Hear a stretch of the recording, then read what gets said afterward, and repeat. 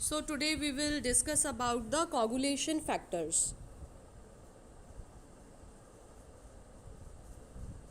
कल मैंने आप लोगों को बताया था कि टोटल कितने कोगुलेशन फैक्टर्स होते हैं.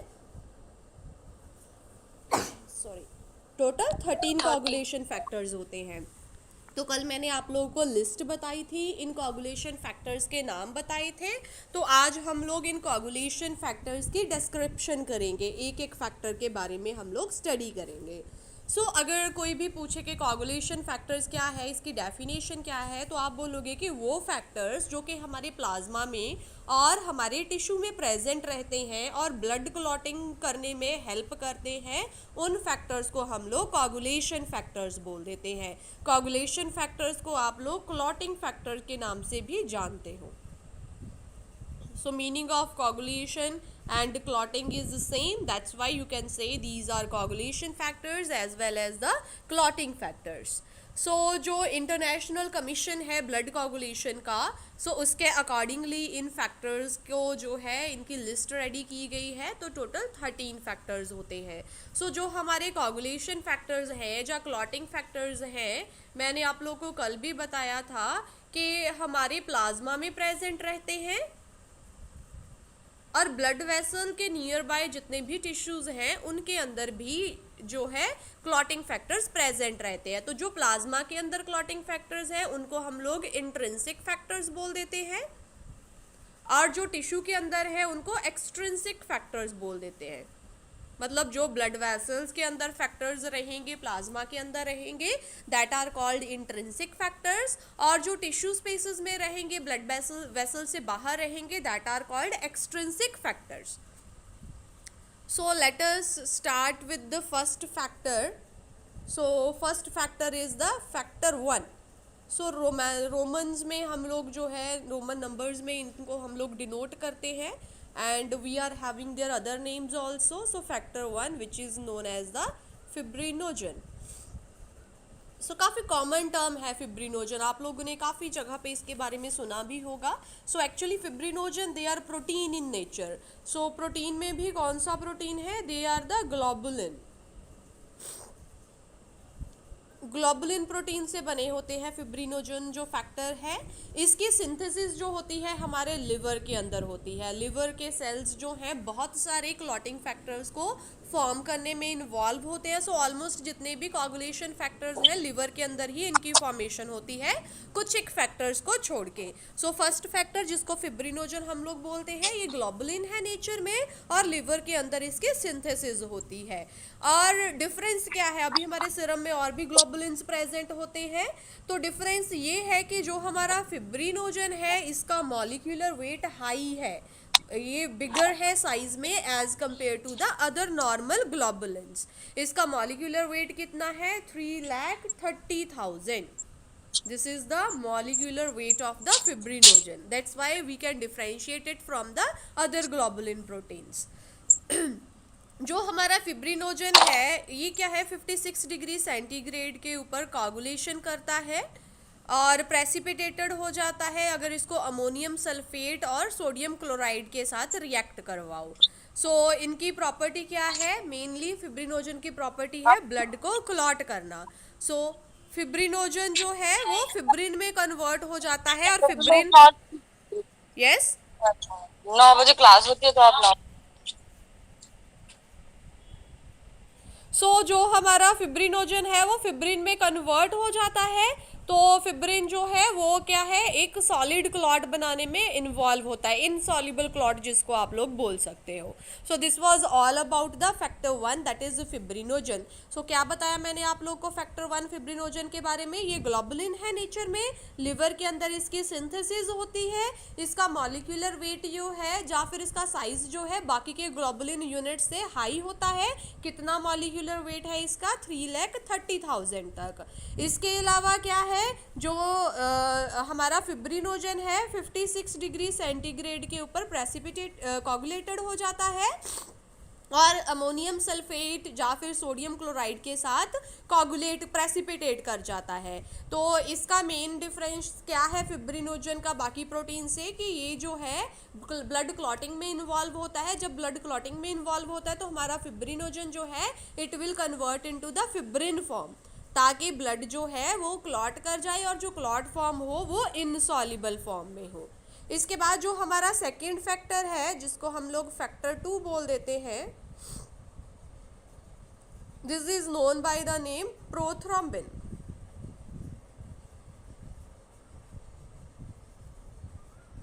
सो प्रोथ्रोम्बिन जो है इसकी सिंथेसिस भी लिवर के अंदर होती है। ये भी प्रोटीन है नेचर में और हमारे प्लाज्मा के अंदर प्रेजेंट रहता है, लेकिन इसका मॉलिक्यूलर वेट जो है कम होता है, 62,700 तक इसका मॉलिक्यूलर वेट होता है। सो ये जो फैक्टर है काफ़ी लेबाइल होता है एक्वस सॉल्यूशन के अंदर। किसी एसिड या अल्कली के साथ इसको ट्रीट करवाओगे तो इनएक्टिवेट हो जाएगा। इवन 60 डिग्री सेंटीग्रेड के ऊपर अगर इसको हीट अप करोगे तो भी जो है फैक्टर 2 प्रोथ्रोम्बिन जो है वो इनएक्टिव हो जाता है। तो काफ़ी लेबाइल है, इसको कंडीशंस जो हैं वो ऑप्टिमम मिलनी चाहिए अगर इसको फंक्शनल रखना है तो। बट स्टेबल होता है फ्रोजन स्टेट में। अगर इसको ड्राई रखोगे या फ्रोजन स्टेट में रखोगे तो ये काफ़ी स्टेबल होता है। और ऑक्सालेटेड प्लाज्मा में जैसे कि हम लोग ब्लड सैंपल लेते हैं तो ऑक्सालेटेड अगर एंटीकोगुलेंट आप लोगों ने यूज़ किया है तो उससे जो प्लाज्मा सेपरेट करोगे उसको ऑक्सालेटेड प्लाज्मा बोल देते हैं। सो ऑक्सालेटेड प्लाज्मा में जो प्रोथ्रोम्बिन है ये 2 फॉर्म्स में होता है, ए फॉर्म एंड बी फॉर्म। सो जो ए फॉर्म है ऑक्सीजन इसको डिस्ट्रॉय कर देती है, इसलिए ये हीट लेबाइल होता है। और जो बी फॉर्म है इसको एल्युमिनियम हाइड्रोक्साइड जो है रिमूव कर सकता है। लेकिन अगर नॉर्मल प्लाज्मा की बात करें, जब हमारे ह्यूमन बॉडी के अंदर प्लाज्मा प्रेजेंट है तो प्लाज्मा के अंदर जो प्रोथ्रोम्बिन के दोनों ये यूनिट्स हैं they will remain United. Okay, एक दूसरे के साथ लिंक में रहते हैं, अलग अलग नहीं होते हैं। कैसे यूनाइटेड रहते हैं? कैल्शियम कंपाउंड्स की हेल्प के साथ। तो नॉर्मल अगर हम लोग बॉडी की बात करें, बॉडी के अंदर ये दोनों जो है कंपोनेंट्स हैं प्रोथ्रोम्बिन के, ये दोनों कंबाइंड फॉर्म में रहते हैं दोनों फैक्टर्स। लेकिन अगर इसको आप लोग प्लाज्मा का सैंपल लेते हो और ऑक्सालेट ऐड करते हो तो उसमें दोनों आप लोगों को अलग अलग फॉर्म में मिलेंगे दोनों कंपोनेंट्स। सो जब कभी भी हम लोग कैल्शियम जो ऑक्सालेट जो है प्लाज्मा के अंदर ऐड करते हैं तो कैल्शियम रिमूव हो जाता है। तो मैंने आप लोग को बताया कि हमारे नॉर्मल प्लाज्मा के अंदर कैल्शियम के आयंस जो है इन दोनों कंपोनेंट्स को बाइंड करके रखने में हेल्प करते हैं। लेकिन जब हम लोग सैंपल कलेक्ट करते हैं, वीनस ब्लड कलेक्ट करते हैं, तो उसमें जब हम लोग कोई भी एंटीकोगुलेंट ऐड करते हैं तो चिलेटिंग एक्शन के थ्रू ये कैल्शियम जो है कैल्शियम रिमूव हो जाता है। अगर सपोज कि आप लोगों ने ऑक्सालेट ही ऐड किया तो ऑक्सालेट क्या करेगा? कैल्शियम आयंस को रिमूव कर देगा। अगर कैल्शियम आयन रिमूव हो गए तो इन दोनों के बिचकार की जो बॉन्डिंग है ए फॉर्म और बी फॉर्म के बिचकार की, वो बॉन्डिंग भी फिनिश हो जाएगी, जिसकी वजह से प्रोथ्रोम्बिन के दोनों जो ये फॉर्म्स है या दोनों ये कंपोनेंट्स हैं दोनों सेपरेट हो जाएंगे। ओके,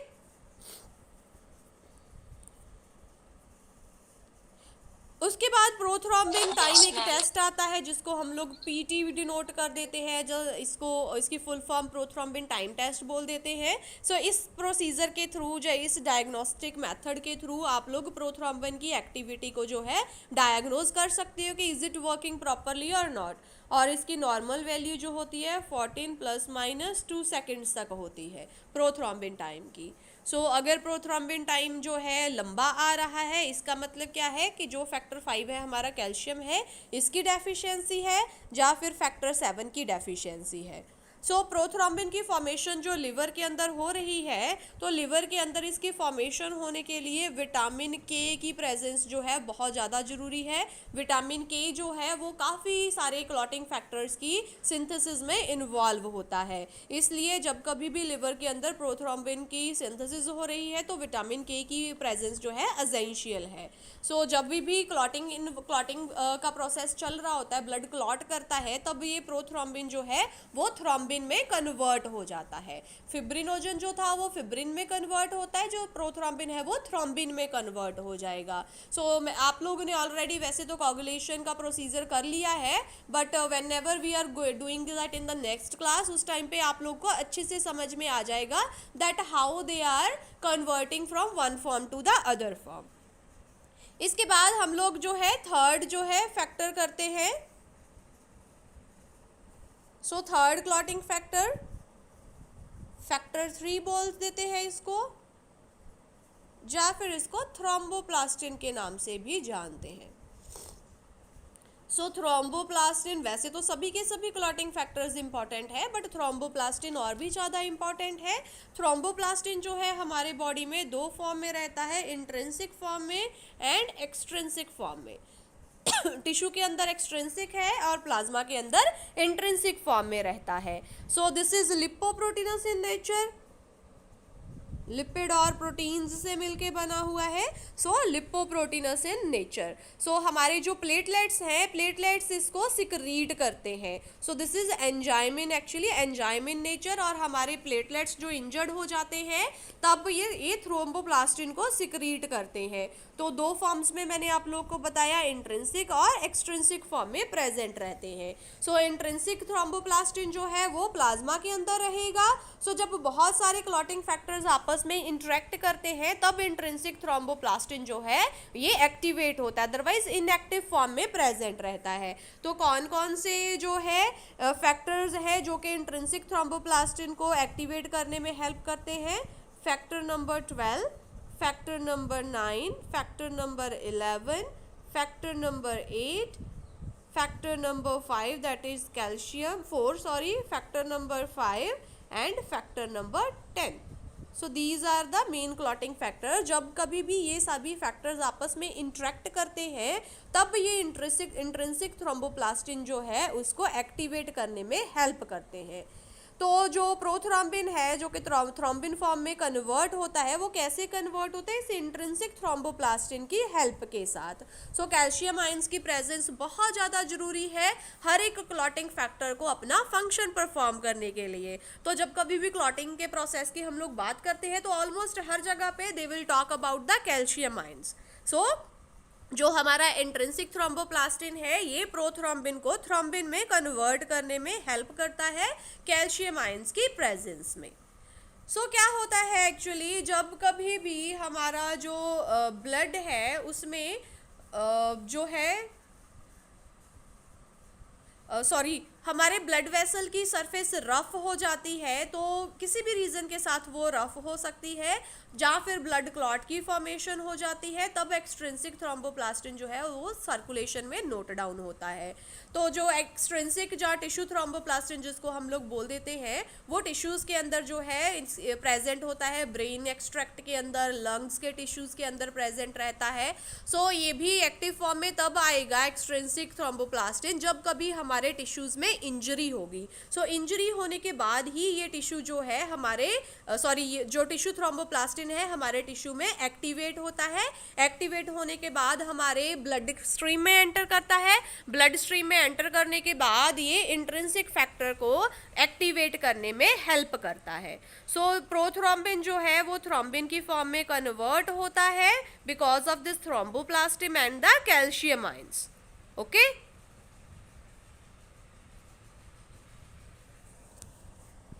मैंने आप लोगों को फैक्टर 3 बताया जिसको हम लोग थ्रोम्बोप्लास्टिन बोल देते हैं। थ्रोम्बोप्लास्टिन दो फॉर्म में होता है, इंट्रिंसिक एंड एक्सट्रिंसिक फॉर्म में। इंट्रिंसिक को आप लोग प्लाज्मा थ्रोम्बोप्लास्टिन बोल सकते हो, एक्सट्रिंसिक को आप लोग टिश्यू थ्रोम्बोप्लास्टिन बोल सकते हो। तो जो इंट्रिंसिक थ्रोम्बोप्लास्टिन है वो इनएक्टिव फॉर्म में होता है, जो कि बहुत सारे क्लॉटिंग फैक्टर्स की इंट्रैक्शन की वजह से एक्टिव होता है। और जो एक्सट्रिंसिक थ्रोम्बोप्लास्टिन है ये हमारे टिश्यूज़ में प्रेजेंट रहता है, मेनली हमारे ब्रेन एक्सट्रैक्ट में, हमारे लंग्स के टिश्यूज़ में। जब कभी भी हमारे टिश्यूज़ में इंजरी होती है तो जो टिश्यू थ्रोम्बोप्लास्टिन जिसको एक्सट्रिंसिक थ्रोम्बोप्लास्टिन हम लोग बोलते हैं ये रिलीज होता है, जो कि फिर हमारी ब्लड प्लाज्मा के अंदर एंटर करके हमारा जो प्लाज्मा थ्रोम्बोप्लास्टिन है फिर उसको एक्टिवेट कर देता है ताकि फर्दर जो है क्लॉटिंग का प्रोसेस वो इन्वॉल्व कर सके। तो जो ओवरऑल थ्रोम्बोप्लास्टिन है ये हेल्प करता है प्रोथ्रोम्बिन को थ्रोम्बिन में कन्वर्ट होने के लिए। सो इसकी फॉर्मेशन भी लिवर के अंदर ही होती है।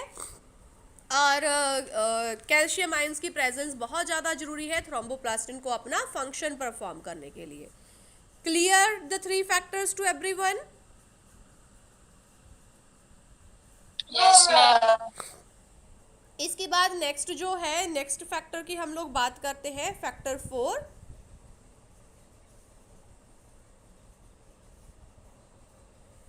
सो फैक्टर 4 जिसको हम लोग कैल्शियम बोल देते हैं, वेरी वेरी इंपॉर्टेंट। वैसे तो कैल्शियम जो है मिनरल है नेचर में, सो क्लॉटिंग में काफ़ी ज़्यादा हेल्प करता है एज अ को फैक्टर के तौर पे।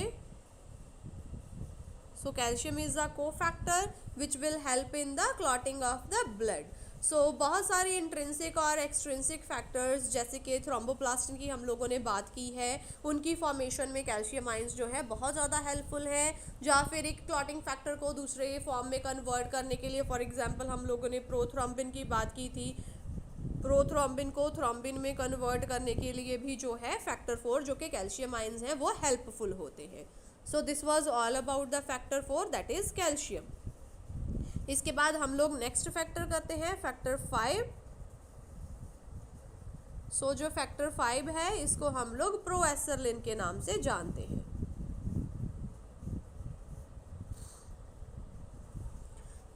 सो प्रोएसरलिन जो है प्रोथ्रोम्बिन को थ्रोम्बिन में पूरी तरह कन्वर्ट होने के लिए प्रोएसरलिन की प्रेजेंस वो जो है बहुत ज़्यादा जरूरी है। सो हम लोगों ने थ्रोम्बोप्लास्टिन की तो बात की है कि प्लाज्मा और टिश्यू थ्रोम्बोप्लास्टिन तो हेल्प करेंगे ही प्रोथ्रोम्बिन को थ्रोम्बिन में कन्वर्ट होने के लिए, उसके साथ साथ कैल्शियम आयंस की प्रेजेंस भी जरूरी है, प्लस इस प्रोएसरलिन फैक्टर की भी प्रेजेंस बहुत ज़्यादा जरूरी है। सो जो हमारा प्रोएसरलिन है इसकी फॉर्मेशन भी लिवर के अंदर ही होती है और नेचर में प्रोटीन है, हीट लेबाइल होते हैं, हाई हीट जो होती है इनको इनएक्टिवेट कर देती है। 56 डिग्री सेंटीग्रेड के ऊपर हाफ एन आवर में ये पूरी तरह जो है इनएक्टिवेट हो जाते हैं। इसके अलावा अगर पीएच को डिक्रीज कर दिया जाए, ज़्यादा अल्कलाइन मीडियम में इस फैक्टर को रखो तब भी ये इनएक्टिव हो जाता है। ओके, सो टोटल 5 फैक्टर्स हम लोगों ने आज किए। इसके बाद एक 6th फैक्टर भी कर लेते हैं। सो फैक्टर नंबर 6 जिसको एसरलिन के नाम से भी जाना जाता है। सो एसरलिन जो फैक्टर 6 है ये हाइपोथेटिकल फैक्टर है। सो अभी तक इसके कोई प्रूफ्स नहीं मिले हैं, इसलिए इसको हम लोग एसरलिन इसलिए बोला क्योंकि फैक्टर 5 जो था प्रो एसरलिन था उसके साथ ये कनेक्टेड फॉर्म में रहता है, तो कहीं ना कहीं मे बी उसकी एक्टिविटी में हेल्प करता है। बट हम लोग जब कभी भी फैक्टर 6 की बात करें तो हम लोग बोलते हैं does not exist but combined with factor number 5। So this was all about the clotting factors. सो मैंने आप लोगों को कोगुलेशन फैक्टर्स के बारे में आज बताया। सो टोटल हम लोगों ने 6 कोगुलेशन फैक्टर्स किए हैं। सो जो भी फैक्टर्स ब्लड को क्लॉट करने में हेल्प करते हैं उनको क्लॉटिंग फैक्टर्स बोल देते हैं। क्लॉटिंग फैक्टर्स जो है प्लाज्मा के अंदर भी प्रेजेंट रहते हैं, टिश्यूज़ के अंदर भी प्रेजेंट रहते हैं। प्लाज्मा के अंदर है तो इनको इंट्रिंसिक फैक्टर्स बोल देते हैं, टिश्यू के अंदर है तो इनको एक्सट्रिंसिक फैक्टर्स बोल देते हैं। तो सबसे पहले जो हम लोगों ने फैक्टर किया है that is the factor 1 also known as the fibrinogen. So fibrinogen जो है ये फिब्रिनोजन से फिब्रिन की फॉर्म में कन्वर्ट हो जाता है जब कभी भी क्लॉट फॉर्मेशन होती है। तो आप लोग बोल सकते हो कि फिब्रिनोजन जो है वो एक्चुअली इनएक्टिव फॉर्म में प्रेजेंट रहता है, जब फिब्रिन में कन्वर्ट होगा तभी जो है इनसॉल्युबल क्लॉट की फॉर्मेशन होती है। फिब्रिनोजन जो है प्रोटीन इन नेचर है, ग्लोबुलिन इन नेचर है, लिवर के अंदर इसकी सिंथेसिस होती है। इसका मॉलिक्यूलर वेट बाकी के ग्लोबुलिन प्रोटीन्स के कंपैरेटिवली हाई होता है, 3,30,000 तक इसका मॉलिक्यूलर वेट होता है। 56 डिग्री सेंटीग्रेड के ऊपर ये इनएक्टिवेट हो जाता है।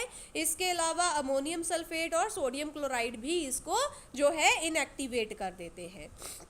इसके बाद सेकेंड फैक्टर हम लोगों ने किया जिसको फैक्टर 2 या फिर प्रोथ्रोम्बिन के नाम से जानते हैं। सो जैसे फिब्रिनोजन जो है फिब्रिन में कन्वर्ट होता है, इसी तरह जो प्रोथ्रोम्बिन है ये थ्रोम्बिन की फॉर्म में कन्वर्ट हो जाता है। सो prothrombin is also protein in nature और लिवर के अंदर ही इसकी सिंथेसिस होती है। इसका मॉलिक्यूलर वेट 62,700 है। काफ़ी लबाइल है, इजीली इनएक्टिवेट हो जाता है, 6 डिग्री सेंटीग्रेड के ऊपर इनएक्टिवेट हो जाता है। इसके अलावा एसिड्स या अल्कलीज के साथ इसको ट्रीट करो तो भी इनएक्टिवेट हो जाएगा, लेकिन फ्रोजन फॉर्म में जो प्रोथ्रोम्बिन है वो एक्टिव रहता है। इसके अलावा मैंने आप लोग को बताया था कि प्रोथ्रोम्बिन जो है इसके दो फॉर्म में ये रहता है, ए एंड बी फॉर्म में। सो बॉडी के अंदर प्लाज्मा के अंदर कैल्शियम जो है ए और बी को आपस में बाइंड करके रखता है, लेकिन जब हम लोग बॉडी से ब्लड को रिमूव करते हैं और प्लाज्मा के अंदर ऑक्सालेट ऐड करते हैं तो कैल्शियम आयंस रिमूव हो जाते हैं, जिसकी वजह से ये दोनों प्रोथ्रोम्बिन के कंपोनेंट्स आपस में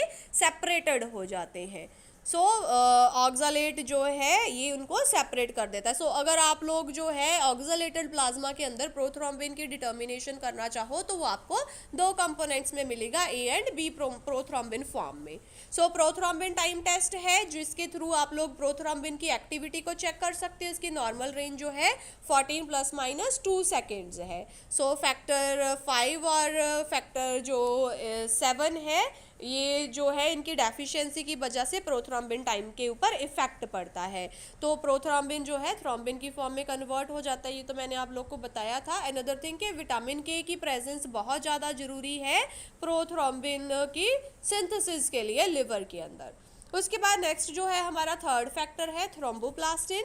सो थ्रोम्बोप्लास्टिन जो है दो फॉर्म में प्रेजेंट रहता है, इंट्रिंसिक और एक्सट्रिंसिक फॉर्म में। इंट्रिंसिक मतलब प्लाज्मा के अंदर, एक्सट्रिंसिक मतलब टिश्यू के अंदर। सो प्लाज्मा थ्रोम्बोप्लास्टिन, इंट्रिंसिक थ्रोम्बोप्लास्टिन और टिश्यू थ्रोम्बोप्लास्टिन एक्सट्रिंसिक थ्रोम्बोप्लास्टिन। जो इंट्रिंसिक थ्रोम्बोप्लास्टिन है इसको एक्टिवेट होने के लिए बहुत सारे अदर फैक्टर्स की ज़रूरत रहती है, जैसे कि factor number 12, 11, 9, 8, calcium ions, factor 5 and factor 10। This is लिपोप्रोटीनस in nature. So जो एक्सट्रिंसिक फैक्टर है जिसको टिश्यू थ्रोम्बोप्लास्टिन बोल देते हैं, ये मेनली लंग्स और ब्रेन टिश्यूज में प्रेजेंट रहता है। When ever our tissues get injured तब ये फैक्टर जो है ये एक्टिवेट होता है। और थ्रोम्बोप्लास्टिन का मेन काम क्या है? प्रोथ्रोम्बिन को थ्रोम्बिन की फॉर्म में कन्वर्ट करना ड्यूरिंग द कोगुलेशन प्रोसेसेस।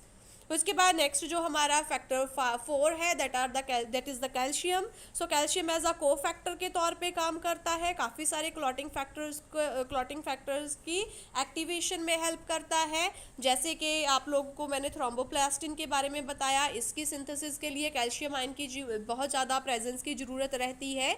इसके अलावा प्रोथ्रोम्बिन को अगर थ्रोम्बिन में कन्वर्ट करना है तब भी कैल्शियम आयंस की प्रेजेंस जो है वो ज़रूरी है। And next factor is the factor 5 also known as the proaccelerin. So जब प्रोथ्रोम्बिन को थ्रोम्बिन में पूरी तरह कन्वर्ट होना है तो पूरी तरह कन्वर्ट होने के लिए इस प्रोएसरलिन की प्रेजेंस बहुत ज़्यादा जरूरी होती है। तो जो प्रोएसरलिन है इसकी फॉर्मेशन भी लिवर के अंदर होती है। This is protein in nature और काफ़ी हीट लेबाइल होता है और 56 डिग्री सेंटीग्रेड के ऊपर इनएक्टिवेट हो जाता है। सो इसके बाद जो फैक्टर 5 के साथ मैंने आप लोगों को बताया था कि फैक्टर 6 जो है वो इसके साथ में एग्जिस्टेड रहता है, जिसको हम लोग एस्टरलिन बोल देते हैं। So factor 6 is actually does not exist but it help the proaccelerin factor to perform its function. So this was about the 6 clotting factors. बाकी के जो 7 क्लॉटिंग फैक्टर्स बच गए हैं that we will do in the next class.